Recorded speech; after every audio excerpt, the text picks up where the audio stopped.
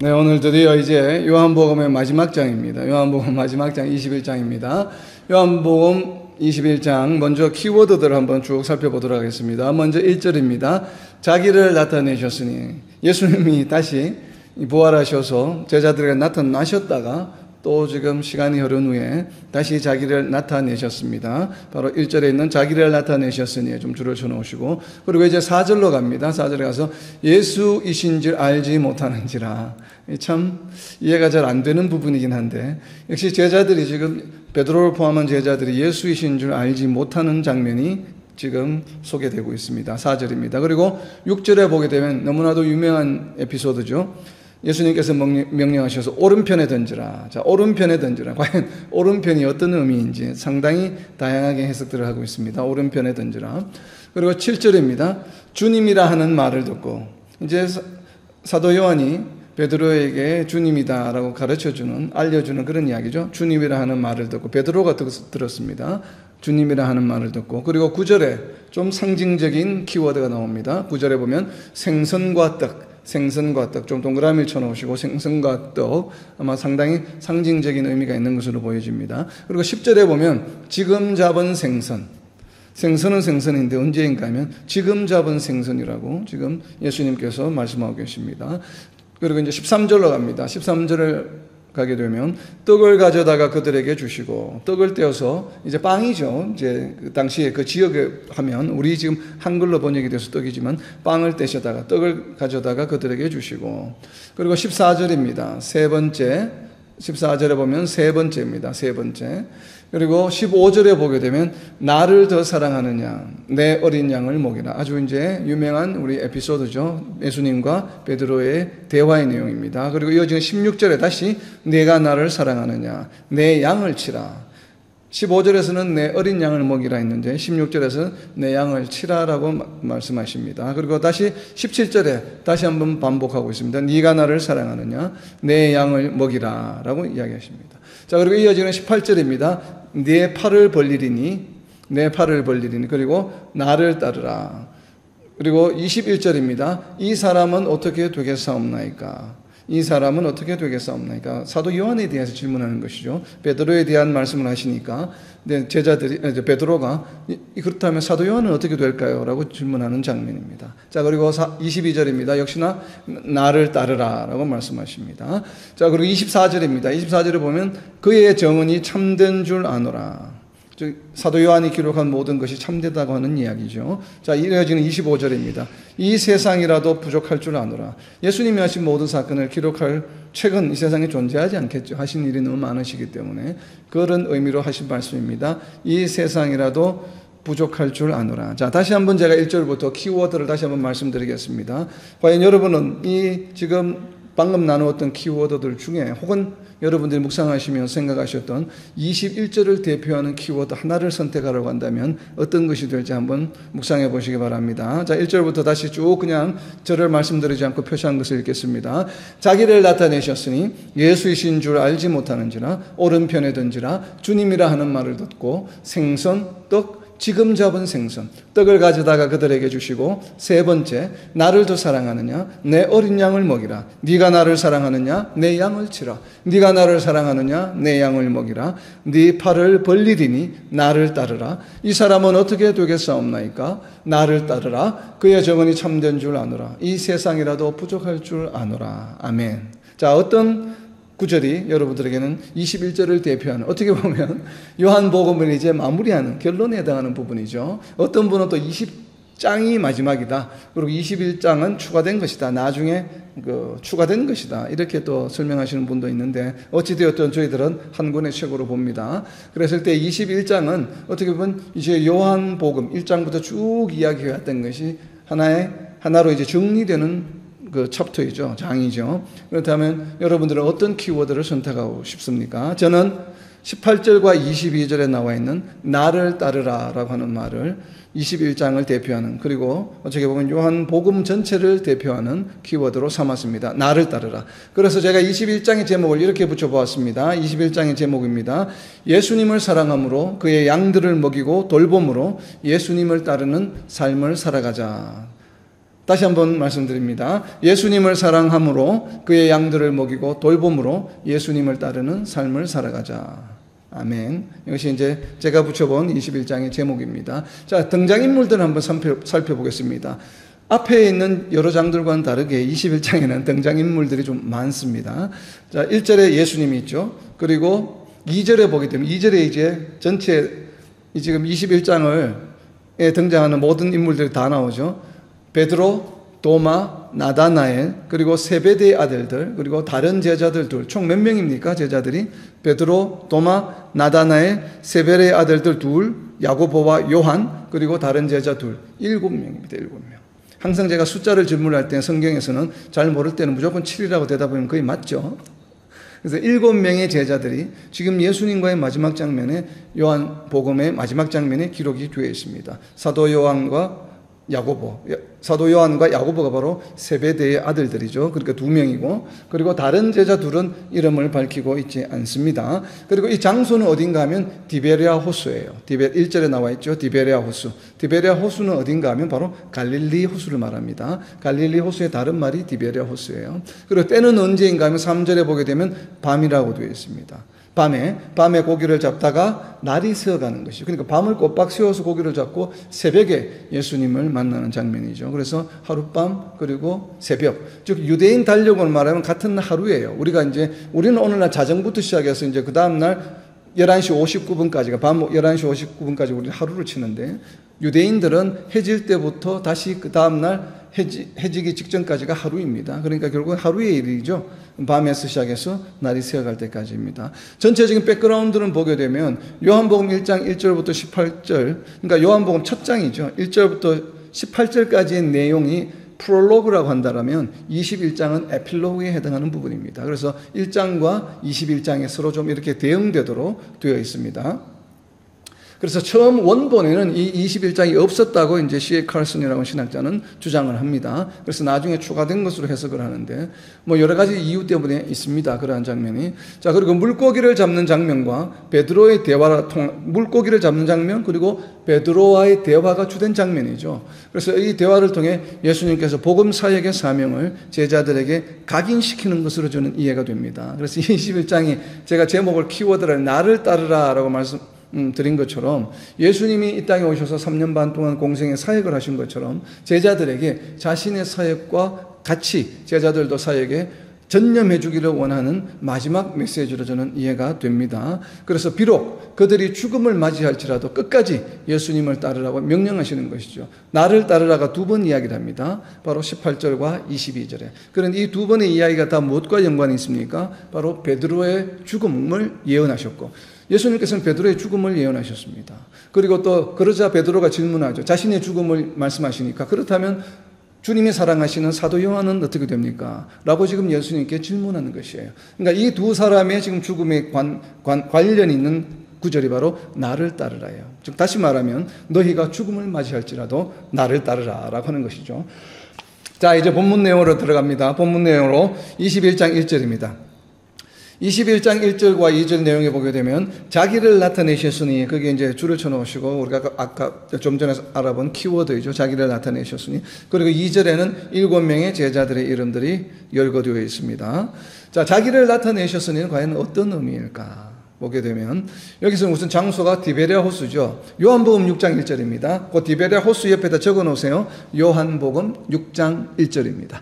요한복음 6장 1절에 보게 되면 디베랴 호수가 어디인지 나와 있습니다. 그렇기 때문에 지금 요한 사도가 6장에서 말을 했기 때문에 이미 지금 21장에서는 설명을 하지 않고 그냥 바로 디베랴 호수라고 이야기를 하는 이유입니다. 자, 요한복음 6장 1절입니다. 그 후에 예수께서 디베랴의 갈릴리 바다 건너편으로 가시매. 디베랴가 어디에 있다고요? 갈릴리 바다죠. 그러니까 결국은 디베랴는 갈릴리 바다에 있습니다. 갈릴리 바다가 굉장히 바다처럼 크죠, 호수가. 거기에 이제 호수에 접해 있는 도시가 바로 디베랴예요. 그래서 디베랴 호수라고도 불렀다고 합니다. 그래서 21장에서는 그냥 디베랴 호수 이렇게 이야기를 하시는 것이죠. 자, 7명의 제자가 나타나고, 그리고 또 갈릴리 가나에서 처음 나타나신 것처럼 다시 지금 예수님의 영광을 지금 나타내는 장면이 아닌가 이렇게 한번 생각해 보게 됩니다. 자, 요한복음 2장 11절입니다. 요한복음 2장 11절. 왜 예수님께서는 요한복음에서 지금 기록하고 있는 예수님과 제자들의 마지막 장면, 그것도 제자들이 8명도 아니고 6명도 아니고 7명이에요. 7명의 제자들과 예수님의 마지막 에피소드가 왜 예수님께서 사역을 시작하셨던 갈릴리 지방으로 다시 가셨을까? 자, 우리가 이제 이것을 생각해 보는 것이에요.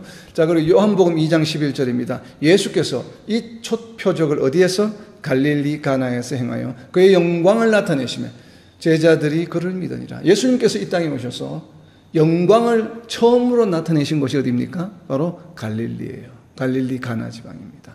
갈릴리 가나에서 그의 영광을 나타내시며 어떻게 나타내셨습니까? 표적을 행하심으로. 그 표적이 바로 무엇이에요? 물을 포도주로 변화시키는 표적이에요. 그것이 바로 첫 표적입니다. 자, 물을 포도주로 변화시키는 것이 무엇이라고 제가 말씀을 드렸습니까? 구속사역의 방법이 바뀌어졌다는 얘기죠. 이제는 더 이상 물로 정결하게 할 필요가 없이 예수님의 피로 정결하게 되었다고 하는 새로운 구속사역의 시작을 알리는 기적이 바로 물을 포도주로 변화시키는 표적이라고 저희가 나누었습니다. 그렇기 때문에 그것이 일어난 곳이 어디라고요? 바로 갈릴리 가나 지방이에요. 갈릴리 지방이에요. 거기에서 예수님께서 처음으로 영광을 나타내셨어요. 이제는 예수님께서 마지막으로 영광을 나타내시는 장면이에요. 물론 이제 감람산에서 성천하시는 것이 마지막 장면이죠. 그러나 요한복음 안에서만 보게 되면 여기가 지금 마지막 장면이에요. 사도행전에서는 마지막 진짜 액추얼한 마지막 장면이 기록되어 있지만 요한복음에서는 왜 요한 사도가, 그럼 요한 사도는 사도행전 1장에서 이야기하고 있는, 사도행전 1장에서 기록하고 있는 예수님이 감람산에서 성천하시는 모습을 요한 사도는 보지 못하였을까요? 아니죠. 당연히 보았겠죠. 왜냐하면 요한 사도는 야고보와 베드로와 더불어서 예루살렘 교회의 수장이었죠. 3인방이었죠. 3인방. 가장 중요한 사람이었기 때문에 요한 사도는 분명히 예루살렘에 있으면서 예수님의 마지막 장면, 성천하신 장면을 목격하였을 겁니다. 그런데 왜 요한 사도는 요한복음의 복음서에 기록하고 있지 않을까요?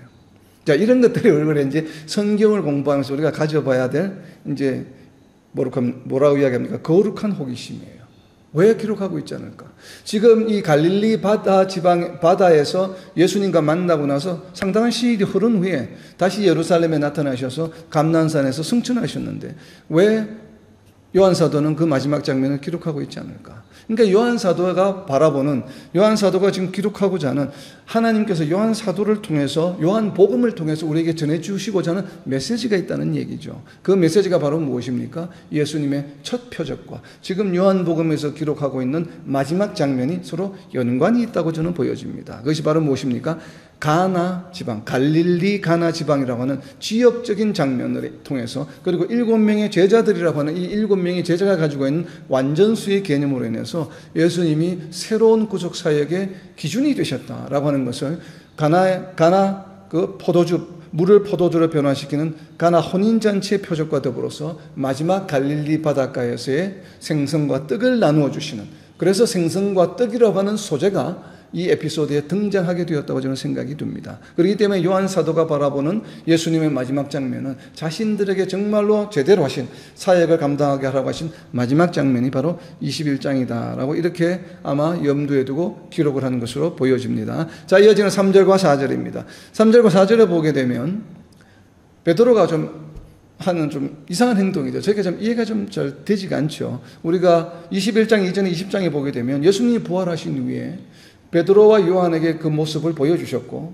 그러니까 무덤을 와서 살펴봤고, 다시 그들이 예루살렘에 모여있을 때 그들 앞에 나타나셨고, 그리고 2번 나타나셨습니다. 도마가 함께 있을 때, 도마가 없을 때 처음 나타나셨고, 도마가 있을 때 함께 할 때 또 한 번 더 나타나셨는데, 분명히 베드로는, 그리고 여기에 지금 갈릴리 호숫가에 있는 7명의 제자들도 분명히 그 2번의 만남 가운데 함께 한 것으로 보여집니다. 그렇다면 예수님이 부활하셨다는 것을 2번이나 직접 목격했는데, 목격하고 나서도 분명히 예수님께서 예루살렘을 떠나지 말라, 너희가 기다리라 라고 이렇게 이야기했으면 기다려야죠. 또 예수님 다시 나타나실지 모르잖아요. 왜 2번 나타나셨기 때문에. 도마가 없을 때 나타나시고 도마가 있을 때 또 나타나셨는데, 8회 후에 처음에 나타나시고 8일 후에 또 나타나셨는데, 그러면 한 2, 3일 있다 또 나타나시지 않으실까? 그래서 자기네들이 예루살렘에 모여있는 게 지극히 정상적이겠죠. 근데 지금 베드로가 무엇을 했습니까? 예루살렘에 있지 않고 고향인 갈릴리로 갔습니다. 자, 예루살렘에서 고향인 갈릴리로 가는 것은 가장 먼 거리를 이동하는 것이에요, 이스라엘에서. 왜냐하면 이스라엘 중심에서, 예루살렘이 이스라엘 전체의 중심에 있죠. 남과 북에 예루살렘 위치가 거의 중심에 있는데 그럼 북쪽 끝까지 간 겁니다. 가장 먼 거리인 자기 고향으로 돌아갔습니다. 그러고 나서 뭘 하고 있습니까? 생업에 종사하고 있습니다. 원래 어부였죠.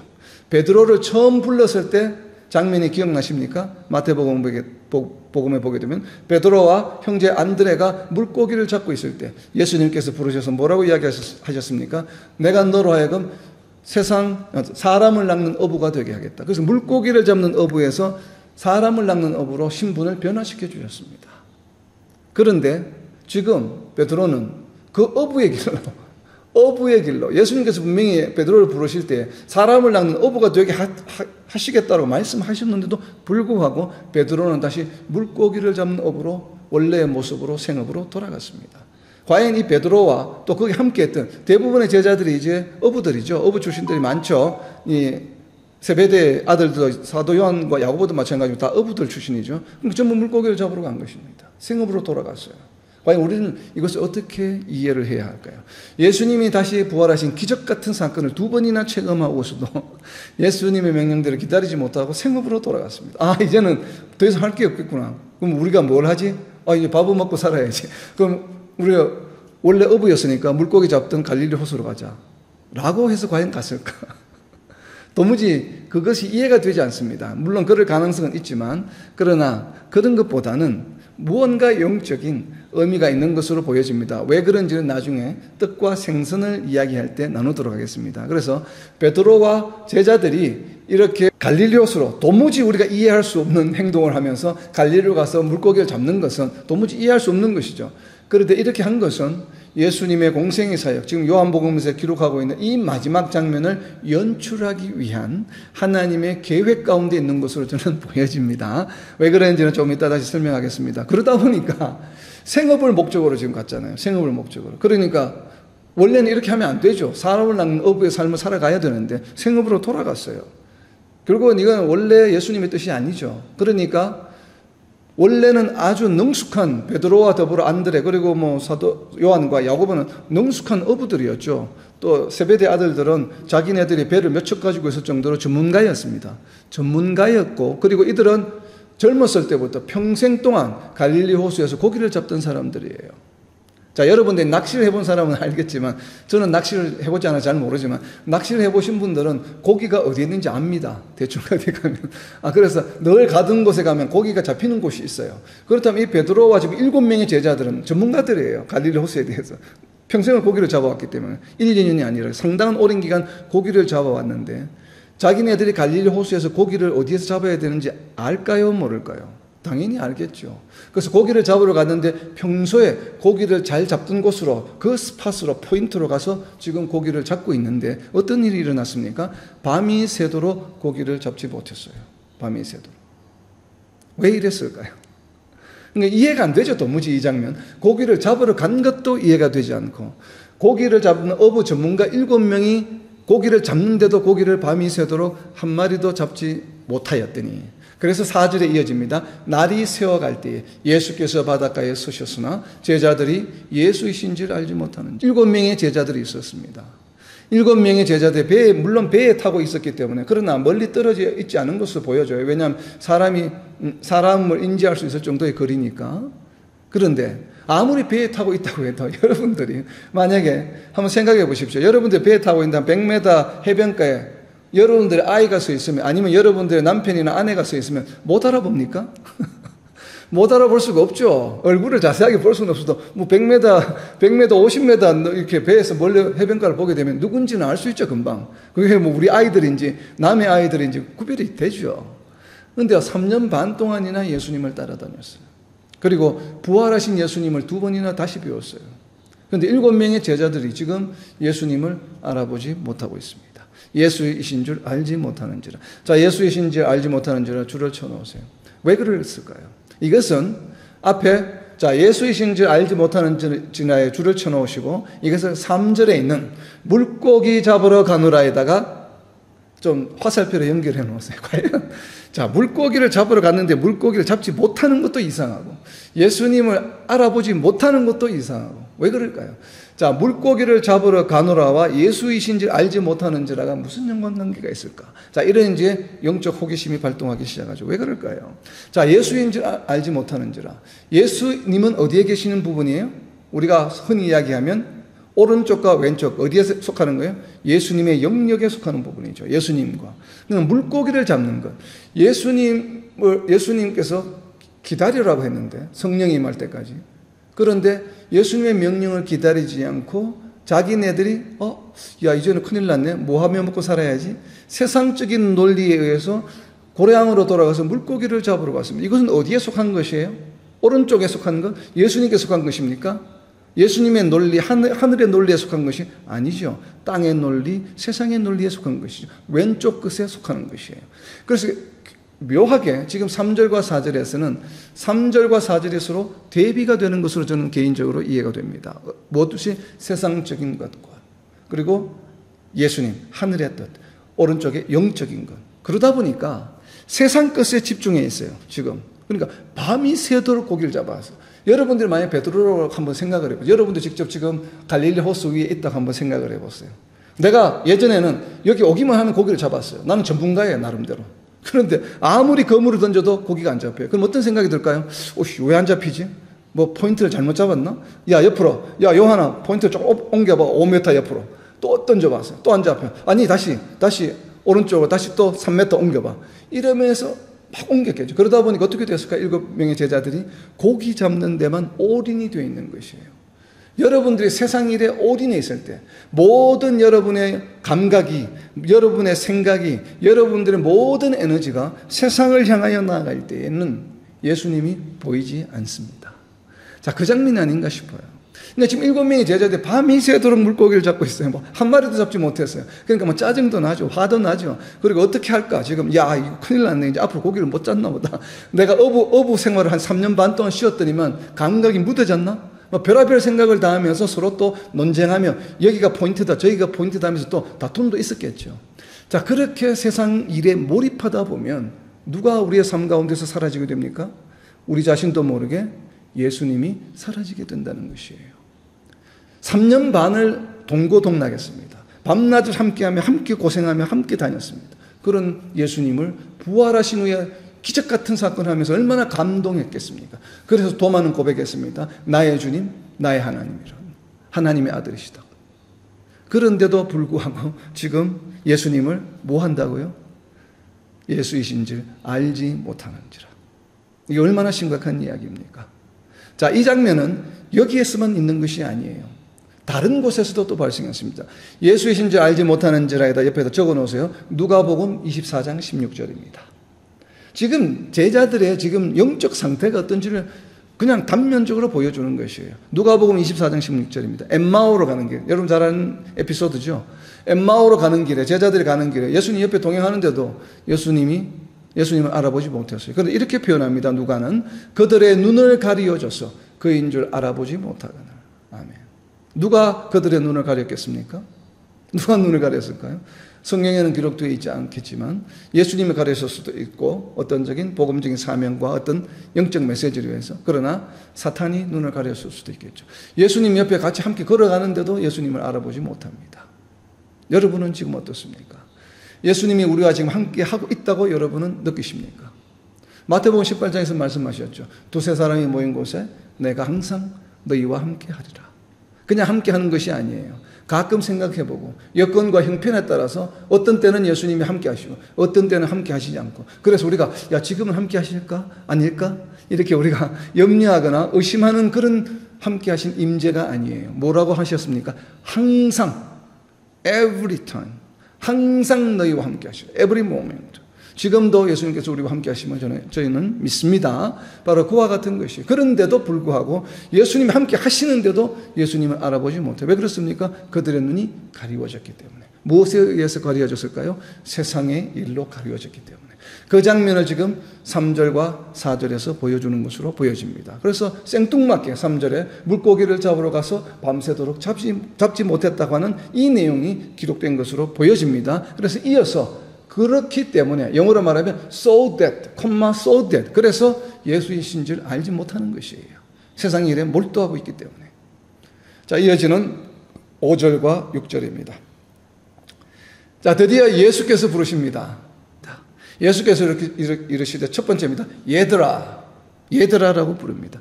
너희에게 고기가 있느냐? 대답하되, 자, 이게 정말 참 한탄스러운 일이죠. 대화를 할 수 있는 정도의 거리예요. 고기가 있느냐? 대답하되 없나이다. 대화까지 하면서도 아직도 예수님이신 줄 모릅니다. 이르시되 그물을 배 오른편에 던지라. 그리하면 잡으리라 하시니 이에 던졌더니 물고기가 많아 그물을 들 수 없더라. 자, 이 6절을 설명하기 위해서 물고기를 잡으러 간 것이에요. 6절을 소개할 필요가 없다라면 3절 물고기를 잡으러 가는 일과 예수님을 알아보지 못하는 일, 이 에피소드가 기록할 필요가 없는 것이에요. 이 모든 것이 지금 6절로 이어지는 것입니다. 이르시되 그물을 배 오른편에 던지라. 자, 오른편에 대한 해석이 아주 다양합니다. 어떻게 보면 지금 21장 중에서 오늘 우리가 나누어야 할 내용 중에서 가장 어려운 부분인지도 모르겠습니다. 좀 성경을 좀 많이 찾아볼 텐데 오른편에 대해서 실질적으로 이렇게 해석하시는 분이 있습니다. 예수님이 어디 출신이에요? 갈릴리 출신이죠.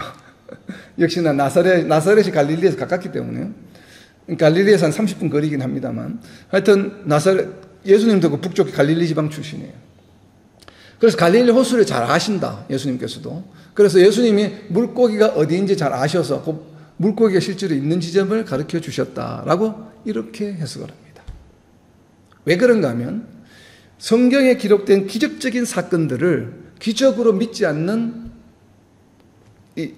부류들이 있습니다. 사람들이 있습니다. 그런 신학자들도 있습니다. 자, 이런 사람들은 실제적으로 고기가 없는데 저절로 고기가 예수님 말씀하신 갑자기 생겨나서 잡히는 이런 기적, 물이 포도주로 변화되는 이런 기적을 믿지 않아요. 과학적으로 증명되는 것만 믿습니다.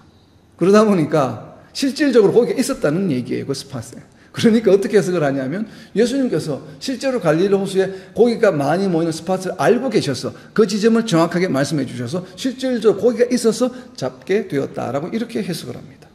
이제 그런 관점에서 과학적인 것만 믿는 사람들의 입장에서는 그렇게밖에 설명할 수가 없겠죠. 왜냐하면 기적을 인정하지 않기 때문에. 자, 그렇게 이제 해석을 하는 부분이 있고, 그리고 또 다른 해석은 뭐 어떻게 보면 가장 보편적인 해석일 수도 있겠습니다만, 오른손이라고 하는 오른쪽, right side라고 하는 이 오른편이 가지는 상징적인 의미가 있습니다. 상당히 많이 나옵니다. 이것이 우리가 신약에는 좀 별로 나오지 않는데 구약에는 엄청나게 나옵니다. 엄청나게. 모세오경부터 시작합니다. 자, 우선 몇 가지만 찾아보겠습니다. 출애굽기 15장 6절입니다. 왜 오른편이 중요한? 왜 왼쪽으로 던지라고 말씀하시지 않으시고 예수님께서 오른편으로 던지라고 하셨을까? 오른편과 왼쪽 확률은 50%죠. 근데 왜 하필이면 왼쪽이 아니고 오른편입니까? 오른쪽이라고 하는, 오른편이라고 하는 상징적인 의미가 유대인 사회에는 굉장히 강하게 심어져 있습니다. 그것을 대표하는 것이 무엇인가 하면 바로 출애굽기 15장 6절입니다. 자, 오른편 옆에다 적어놓으세요. 출애굽기 15장 6절입니다. 여호와여 주의 오른손이 권능으로 영광을 나타내시니이다. 여호와여 주의 오른손이 원수를 부수니시이다. 하나님의 오른손은 바로 무엇을 나타내는가 하면 하나님의 권능을 상징합니다. 그러니까 권능으로 영광을 나타내시옵소서. 그리고 시편 17편 7절입니다. 제가 그냥 읽겠습니다. 오른손으로 구원하시는 주여. 구원을 상징합니다. 하나님께서 예루살렘, 이스라엘 민족을 구원하실 때 오른손으로 구원하시는 주여. 그래서 표현을 오른손으로 구원하시는 주여라고 시편 기자는 표현합니다. 시편 17편 7절에서. 그리고 이어 뒤에 시편 48편 10절에서는 오른손에는 정의가 충만하였나이다. 그러니까 오른손에는 하나님의 정의가 충만하다라고 이야기합니다. 그리고 같은 48편 13절에는 하나님께서 하시는 말씀이 내 오른손이 하늘을 폈나니, 하나님께서 세상을 창조하실 때 왼손으로 하신 것이 아니라 오른손으로 하셨다고 말씀하십니다. 내 오른손이 하늘을 폈나니.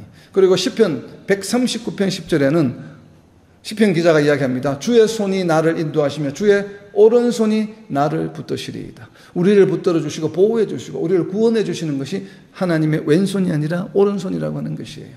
그리고 이제는 이사야서로 갑니다. 이사야서 41장 13절에는 이렇게 되어 있습니다. 네 오른손을 붙들고 내게 이르기를.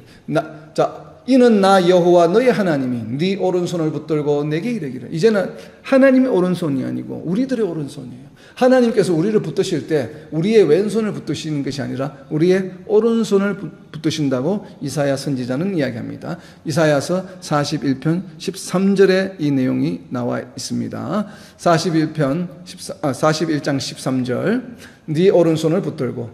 유사한 개념으로 이사야서 63장입니다. 이사야 63장 12절에 보게 되면 그의 영광에, 여호와의 영광의 팔이, 하나님의 영광의 팔이 무슨 손? 모세의 오른손을 이끄시며, 광야에서 모세를 이끄실 때 모세의 오른손을 잡아서 하나님께서 이끌어 주셨다라고 이렇게 표현합니다. 그래서 하나님의 영광을 나타내고 하나님의 능력을 나타내고 하나님께서 우리를 구원하시고 우리를 인도하실 때 관련된 것이 전부 다 어느 쪽이라고요? 다 오른쪽이에요. 오른편. 그렇기 때문에 오른쪽이 가지는 유대인 사회에서의 그 개념은 상당히 큽니다. 자, 그리고 다시 이사야서 45장 1편으로 오면 동일한 개념입니다. 그와 오른손을 붙들고, 즉 45편에 누가 나오냐면 멸망한 포로로 끌려간 유대 민족을 다시 예루살렘으로 복귀시키는 것이 누굽니까? 바로 고레스죠. 고레스, 바샤 왕 고레스에게 능력을 발휘하실 때도 뭐라고 하시냐면 그의 기름 부음을 받은 고레스에게 이같이 말씀하시되 내가 그의 오른손을 붙들고, 즉 고레스의 오른손을 붙들고 그 앞에 열국을 항복하게 하며, 즉 고레스가 전쟁에 나가는 것마다 승리를 했거든요. 그러니까 고레스로 하여금 전쟁을 승리하게 하실 때에도 하나님께서 어떻게 하셨냐면 고레스의 오른손을 붙들고 함께 하셨다라고 이렇게 말씀하십니다. 이것이 바로 오른편이 가지는 상징적인 의미예요. 너무나도 많습니다. 제가 지금 말씀드린 것은 대표적인 몇 가지만 말씀드린 것이고 헤아릴 수 없을 정도로 오른편에 관한 얘기가 많습니다. 신약 성경에 오게 되면 또 많은 그런 내용들이죠. 자, 이제는 오른편이 가지는 상징적인 이런 구약에서의 의미가 있고, 저는 개인적으로 가장 선호하는 해석은 복음 증거를 예표하기 위한 기적으로 해석이 됩니다. 오른편은 왜 그런가 하면 사도행전 2장 33절에 이런 말씀이 있습니다. 이제 신약입니다. 사도행전 2장 33절입니다. 하나님이 오른손으로 예수를 높이시며, 예수님을 높이실 때 하나님이 어떤 손을 사용하셨어요? 양손을 사용하신 게 아니에요. 하나님이 오른손으로 예수를 높이시며, 우리가 하나님 우리와 같이 이런 육신을 가지고 있으신 분이 아니죠. 하나님의 정말 예수님 한 손으로 이렇게 드셨을까요? 드시면 이렇게 양손을 드셨겠죠. 그런데 이것은 상징적인 표현으로 저는 보여집니다. 그런데 하나님이 오른손으로 예수를 높이시며 그가 약속하신 성령을 아버지께 받아서 너희가 보고 듣는 이것을 부어주셨느니라. 자, 이렇게 이제 말씀하셨고, 그리고 또 오른손이 기록되어 있는 것은 성경의 마지막인 계시록 1장 16절입니다. 계시록 1장 16절, 이번에는 예수님께서 오른손을 사용하시는 것이에요. 계시록 1장 16절입니다. 그의 오른손에 7별이 있고 그의 입에서 좌우에 날선 금이 나오고 그 얼굴은 해가 힘있게 비치는 것 같더라. 7별은 바로 무엇이라고 우리가 이해를 했습니까? 교회죠. 7 촛대도 교회고 7별은 메신저죠. 메신저. 그래서 오른손에 그것이 있다고 하는 것이에요. 그리고 이제 제가 복음 증거를 예표하기 위한 기적이라고 보는 이유는 바로 마태복음 25장 33절 내용 때문에 그렇습니다. 자, 그 옆에다 적어놓으세요. 오른편 옆에다가 마태복음 25장 33절입니다. 제가 왜 이 마태복음 25장 33절을 여기에다가 응용하려고 하는가 하면 뒤에 나오는 떡과 생선 때문에 그렇습니다. 떡과 생선.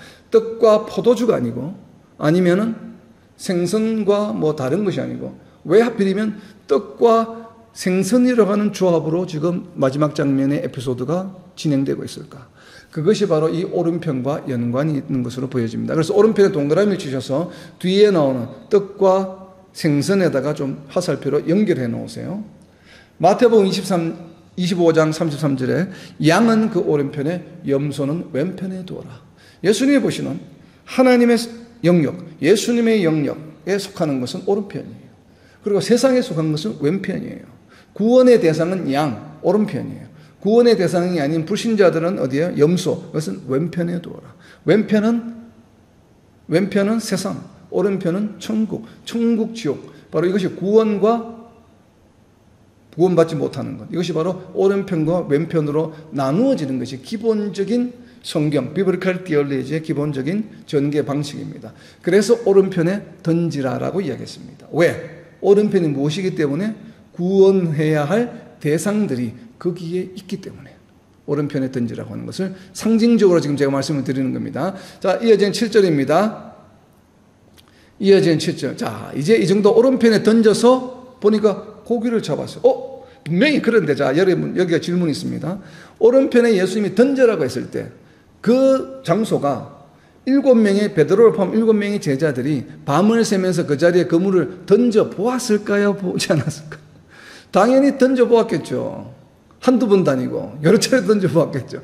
그런데 못 잡았어요. 그런데 예수님이 던지라고 하니까 잡게 되었어요. 그제서야 어떻게 됐습니까? 7명의 제자들 중에 예수님께서 사랑하시는 제자가 가장 먼저 눈이 띄어졌습니다. 왜 잡히지? 왜 잡히지? 분명히 밤새도록 여기서 잡았는데 거기 한 마리 못 잡았는데 왜 지금은 던지라고 해서 던지니까 잡히지? 이상하다? 저 말씀하시는 분이 그냥 사람이 아닌가 보네?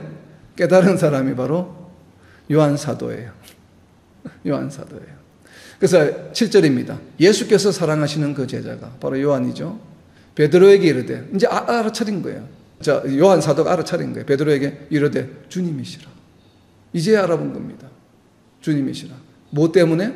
기적을 체험하고 나서. 왜 제가 요한복음 2장에 있는 가나 혼인잔치의 이야기를 소개했는지 이해가 되시죠? 왜? 물이 포도주로 변화되는 기적, 표적을 보고 났어요. 어떻게 했다고요? 제자들이 믿게 되었다. 그 제자들이 3년 반 동안 지나서 예수님의 십자가에 죽으시고 부활한 장면을 2번이나 보았는데도 불구하고 혼인잔치 때 표적을 보고서야 믿게 된 것과 똑같은 수준에 지금 머물러 있는 것이에요. 고기를 잡기 전에는 알아보지 못했어요, 예수님이 진짜. 근데 자기네들 밤새도록 그물을 던진 곳에 다시 던졌는데 물고기가 잡히는 기적이 일어났거든요. 그것도 한두 마리도 아니고 153마리나. 그러다 보니까 깨달은 거, 또 이 표적을 보면, 예수님이시구나. 그나마 그 중에 조금 나은 사람이 사도 요한이에요. 베드로보다 먼저 깨달았으니까. 먼저 깨달았어요. 그런데 사도 요한은 깨닫고 나서 예수님인 줄 알고 예수님에게 달려가지 않고 어떻게 했습니까? 베드로에게 말만 하고 배에 있었죠. 이것이 이제 제자들의 속성이 나타납니다. 베드로는 늦게 깨달았습니다. 늦게, 좀 둔한가 봐요. 늦게 깨달았는데 깨닫자마자 어떻게 해요? 바로 물로 뛰어듭니다. 행동파죠. 상당히 급합니다. 예수님을 알지 못했을 때는 몰랐는데 예수님의 소리를 듣자마자 바로 그냥 물에 뛰어듭니다. 배를 해변가로 되면 될 때 그런 생각을 하지 않고 그만큼 행동이 빠른 것이죠. 이 장면이 여기만 있는 것이 아니에요. 바로 우리 전장에서 요한복음 20장에서도 동일한 장면이 연출되었습니다. 막달라 마리아로부터 예수님이 사라졌다 무덤에서 라는 이야기를 듣고 누가 제일 먼저 무덤에 달려갔습니까? 요한 사도가 아무래도 베드로보다는 많이 젊으니까 빨리 뛰어갔겠죠. 그런데 무덤 안에 이렇게 빠끔 들여다보고는 안에 안 들어갔어요. 그런데 베드로는 오자마자 어떻게 했어요? 바로 무덤 안에 들어가 버리죠. 행동을 옮기죠. 확인하죠. 행동이 먼저. 그리고 나중에 사도 요한이 다시 무덤 안으로 들어가게 됩니다. 이러한 장면이 지금 여기에서도 연출이 됩니다. 먼저 예수님인 줄 인지했습니다. 그런데 말만 합니다. 베드로에게. 그러자 그것을 들은 베드로가 먼저 뛰어듭니다. 자, 이 장면이 지금 7절에 지금 기록이 되고 있는 것이죠. 주님이시라 하니 바로 시몬 베드로가 어떻게 벗고 있다가 주님이라는 말을 듣고 겉옷을 두른 후에 바다로 뛰어내리더라. 주님이라는 말을 듣고 요한이 먼저 보았으나 베드로가 먼저 바다로 뛰어내렸죠. 요한이 무덤에 먼저 도착했으나 베드로가 먼저 들어갔습니다. 요한복음 20장 4절부터 6절까지 나와 있는 내용이에요. 자, 이제 이어지는 8절 내용입니다. 9절 내용입니다. 다른 제자들은 육지에서 거리가 불과 한 50칸쯤 되므로 50칸쯤 됐다고 그래요. 그러니까 한 50m 됐겠죠. 되므로 작은 배를 타고 물고기 든 그물을 끌고 와서 이제 그물을 끌고 왔습니다. 먹을 건 챙겼죠. 자기네 잡은 걸 버려놓고 예수님께 달려온 것이 아니라 제자들이 이제 다 이제 6명이겠죠. 육지에 올라보니 숯불이 있는데 그 위에 생선이 놓였고 떡도 있더라. 자, 숯불 위에 생선과 떡이 드디어 나왔습니다. 생선과 떡에 동그라미를 쳐놓으세요. 물론 어떤 신학자들은 이렇게 해석합니다. 생선과 떡이 당시에 갈릴리 지방의 주식이었어요. 우리가 이제 밥하고 김치를 먹듯이 거기에는 그냥 생선이 생선이 많이 잡히다 보니까 이런 고기보다는 생선이, 저희가 실제로 갈릴리 호수 지방에 가보니까 정말 생선이 많아요. 생선을 많이 팝니다. 생선이 많이 잡히나 봐요, 갈릴리 호수에서. 그래서 생선을 파는 피시 앤 칩스나 이런 것들, 생선 요리가 굉장히 많아요, 식당들에. 그런 것처럼 주식이에요, 생선과. 그리고 이제 떡이죠, 떡. 생선과 떡도 있더라. 생선은 빵이겠죠, 자기네들 먹는 우리 난과 같은 이런 빵이겠죠. 있더라라는 것이에요. 그런데 그것이 어디에 있습니까? 숯불에 있어요, 숯불. 이 숯불도 왜 하필이면 숯불을 위해 있을까? 지금 예수님께서 그렇다면 생선을 굽고 계신다는 얘기죠. 떡은 가지고 오셨을 테고 생선인데 제자들 7명이고 예수님까지 도합 8명인데 생선은 과연 몇 마리일까요? 지금 예수님 굽고 계시는 생선은 한 마리입니다, 한 마리. 헬라어 원어에 보게 되면 그 위에 생선이 있고 이 생선이 단수 명사예요. 그러니까 지금 예수님이 숯불 위에 생선 한 마리를 굽고 계시는 거예요. 이 장면이 좀 웃기지 않나요? 해변가에 느닷없이 새벽에, 그것도 오후도 아니에요, 새벽에 누가 해변가에 숯불을 피워서 생선을 굽습니까? 그것도 생선 한 마리를 달랑. 지금 예수님께서 해변가에서 새벽에 동이틀 무렵에 숯불을 피워서 생선 한 마리를 굽고 지금 계시는 것이에요.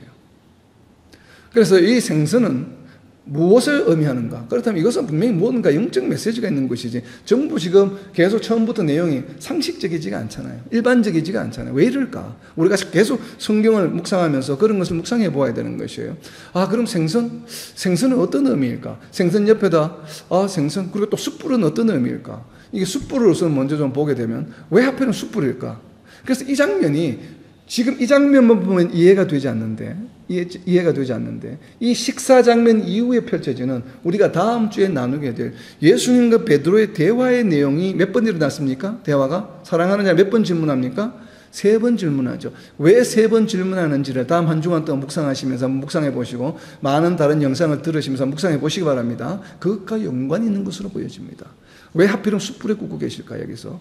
이 숯불은, 이 숯불이라고 지금 번역이 된 이 헬라어 단어가 어디에 사용되고 있냐 하면 바로 요한복음 앞에 나와 있는 18장 18절에 사용되고 있습니다. 요한복음 18장 18절입니다. 그 때가 추운 고로 종과 아랫사람들이 불을 피우고 서서 쬐니. 지금 우리 한글 번역에는 불을 피우고 서서 쬐니 되니까 이 불 쬐는 장면, 베드로가 불 떼는 장면, 예수님이 지금 잡혀가셔서 신문을 받으실 때 그 옆에서 불을 쬐고 있는 이 장면이 다른 복음서에는 어떻게 기록이 되어 있냐면 지금 요한복음에는 불을 피우고 서서 쬐니 할 때 이 불이 바로 21장에서 숯불로 번역된 헬라어 단어예요. 그래서 다른 복음서에는 숯불을 피우고 이렇게 번역이 되어 있어요. 그런데 요한복음에서는 지금 18장에서는 불을 피우고, 그리고 21장에서는 숯불, 원래 숯불이라고 하는 단어가 헬라어 원어에 가깝습니다. 그럼 결국은 지금 숯불 위에 생선을 굽고 있는 이 장면은 무엇과 연관이 있어요? 요한복음 18장 18절 베드로가 예수님을 부인하는 장면과 연관이 있는 것이에요. 지금 예수님께서 요한복음 21장에 나타난 이 장면, 갈릴리 호숫가에 와서 생선을 잡고 또 생선을 구워서 떡과 나누어 주는 이 장면, 오른쪽으로 그물을 던져라 해서 생선을 잡는 이 모든 장면은 무엇과 연관이 있냐면 베드로와 연관이 있는 것으로 보여집니다. 왜냐하면 뒤에 베드로와의 이야기와 이어지기 때문에. 그래서 이것은 아마도 생선은 복음을 의미하는 것이고 떡은 생명을 의미하는 것이다. 왜 그렇습니까? 베드로를 부르실 때 부르시는 장면이 있어요. 베드로를 부르실 때 어떻게 불렀냐면 바로 마가복음 1장 17절입니다. 그 생선 옆에다 적어 놓으세요. 마가복음 1장 17절. 마가복음 1장 17절에 보면 예수께서 이르시되 나를 따르라. 베드로와 안드레에게 하시는 말씀이에요. 나를 따르라. 내가 너희로 사람을 낚는 어부가 되게 하리라 하시니. 누구에게 하신 말씀이에요? 베드로에게 하신 말씀이에요. 지금 베드로의 무언가, 베드로가 잘못한 것을 회복시켜 주시려고 하시다 보니까 지금 거기에 동원된 것이 숯불이라고 하는 키워드, 그리고 생선이라고 하는 키워드, 그리고 또 이어서 떡이라고 하는 것. 그리고 생선은 생선인데 또 이 생선이 무엇과 연관이 있습니까? 오른쪽으로 던져서 잡은 것도 무엇이에요? 생선이에요. 그러니까 오른쪽으로 던져서 잡은 것이 생선. 너희가 사람을 낚는 어부가 되게 하리라. 지금 조금 전에 그물을 던져서 무엇을 낚았습니까? 150마리의 생선을 낚았는데 너희가 사람을 낚는 어부가 되게 해서, 이제는 예전의 어부가 아니에요. 신분이 바뀌었어요. 이제 잡은 이 153마리는 무엇이라는 얘기예요? 사람이라 이 말이에요. 이런 상징적인 의미가 지금 21장 전체에 흐르고 있는 것으로 보여집니다. 자, 그래서 이제 이어지는 10절입니다. 이어지는 10절. 예수께서 이르시되 지금 잡은 생선하지 여기 생선은 복수예요. 그러니까 여러 마리예요. 생선을 좀 가져오라 하시니 시몬 베드로가 올라가서 그 물을 육지에 끌어올리니 가득히 찬 그 물고기가 153마리라 이같이 많으나 그 물이 찢어지지 아니하였다. 지금 잡은 생선을 좀 가져오라. 이 의미는 무엇이에요? 153마리 생선 중에서 4개로 가져오라라고 하는 것이에요. 그럼 왜 153마리입니까? 154마리도 아니고 152마리도 아니고. 모나미 볼펜에 쓰여 있죠. 여러분 혹시 모나미 볼펜 아직도 가지고 계세요? 모나미 볼펜에 보면 옆에 쓰여 있습니다. 153이라고. 아마 모나미가 기독교 기업인가 봐요. 그렇지 않은 기업인가 봐요. 그 153을 상징적으로 숫자를 볼펜 하얀 그 옆에 몸통에다 써놨습니다. 153이라고. 그러니까 153마리가 과연 어떤 의미인가? 예수님으로 인해 잡은 물고기. 그러니까 지금 잡은 물고기는 제자들이 노력해서 잡은 물고기가 아니죠. 누가 이야기해서 예수님께서 오른편을 던져라 해서 잡은 물고기예요. 즉 예수님의 명령에 의해서 잡은 물고기예요. 그것을 가지고 오라고 하는 것이에요. 그것을 나누겠다는 얘기입니다. 그래서 제롬은 이렇게 해석을 했습니다. 우리 아주 초대교회 그 제롬, 모든 종류의 물고기가 153마리라고 하는. 그 당시에 학자가 있었나 봐요. 생물학자가, 내추럴리스트, 자연주의 학자 오피안이 그렇게 주장했습니다. 요한복음 12장 32절에 있는 것처럼 요한복음 12장 32절과 연관이 있는 것으로 해석했습니다. 제롬은 요한복음 12장 32절과 연관이 있는 것으로 해석을 했습니다. 자, 153마리 옆에다 적어놓으세요. 요한복음 12장 32절. 내가 땅에서 들리면 모든 사람을 내게로 이끌겠노라 하시니. 저는 공감이 갑니다. 그러나 지금 제롬이 근거로 되는 내추럴리스트 오피안이 이 땅에 존재하는 모든 생선의 종류가 153마리다. 그래서 모든 사람을 의미한다고 해서 요한복음 12장 32절을 연결시켰습니다. 이 방식에는 저는 동의하지 않습니다.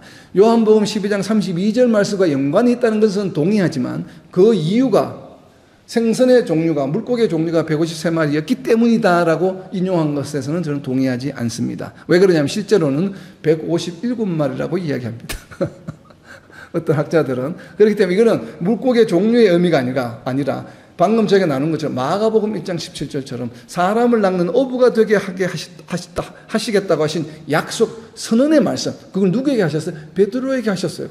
그러니까 베드로로 하여금 그렇게 사람을 낚는 어부인 것처럼 물고기를 154마리, 상당히 많은 물고기를 낚는 체험을 해보게 하시는 것이, 그래서 깨닫게 하시는 것이, 내가 세상적인 생각으로 갈릴리에 와서 옛날 어부의 생활로 돌아가려고 했지만 밤새 물고기를 잡았는데 잡을 수가 없어. 이게 내가 할 일이 아니야. 예수님의 명령에 순종해서 예수님의 말씀대로 하니까 물고기가 많이 잡히네. 그러면 계속 여기다 그물을 던져서 앞으로 내가 어부 생활을 하면서 부자가 돼야지. 이런 생각을 했겠습니까? 아니죠. 예수님이 베드로를 처음 불러셨을 때 하신 말씀이 기억났겠죠. 그때 분명히 제자로 부르실 때 사람을 낚는 어부가 되게 하리라. 그 말씀이 언뜻 베드로와 안드레의 머리에 떠올랐을 것입니다. 예수님께서 나를 사람을 낚는 어부로 부르셨지. 그러니까 이 153마리처럼 잔뜩 내가 지금 잡는 것처럼 세상에 나가서 이 그물에 가득 찬 물고기를 잡는 것처럼 세상 사람들이 이렇게 복음의 그물에 가득 담아야지. 이런 결심을 하지 않았겠습니까? 저는 그렇게 이해가 됩니다. 그렇기 때문에 베드로를 부르실 때 콜링 하셨을 때 하셨던 말씀을 생각나게 하시면서 깨닫게 해주시기 위해서 153마리라고 하는 물고기가 등장한 것으로 저는 이해가 됩니다. 자, 이어진 12절과 14절 이제 마지막 파트입니다. 떡을 가져다가 그들에게 주시고 세 번째로 제자들에게 나타나신 것이라 라고 요한이 기록하고 있습니다. 떡을 가져다가 그들에게 주시고 물고기도 주시고 장면이 연상되는 게 있죠. 무엇이 연상됩니까? 바로 최후의 만찬. 떡과 포도주를 나누셨던. 그래서 떡은 생명을 나타낸다고 했죠. 생명. 포도주는 예수님의 피요, 떡은 예수님의 살이라. 결국은 예수님의 생명을 나타내는 것이다. 그래서 떡을 주시고, 그리고 물고기는 무엇이에요? 복음을 나타내는 것이요. 너로 하여금 사람을 낚는 어부가 되게 하리라. 베드로야, 정신 차려. 방금 네가 154니 엄청난 물고기를 잡았지 않니? 바로 그렇게 사람을 낚는 복음의 어부가 되어라 라고 하는 것을 지금 마지막으로 보여주는 장면이 13절 모습이라고 생각이 됩니다. 그래서 이어지는 베드로와의 내용이 계속 이어지는 것이에요. 내 양을 치라. 전부 내 양을 치라고 연관이 되는 것이죠.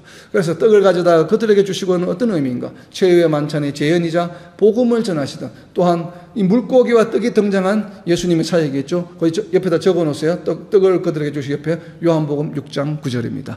요한복음 6장 9절에 보게 되면 보리떡 5개와 물고기 2마리로 5,000명을 먹이시는 기적을 일으켰습니다. 제자들이 베드로가 기억했겠죠. 자기를 소명했을 때 사람을 낳는 어부가 되게 해주시겠다는 하신 말씀, 떡과 생선으로 5,000명을 먹이셨던 그 기적도 생각이 났을 거예요.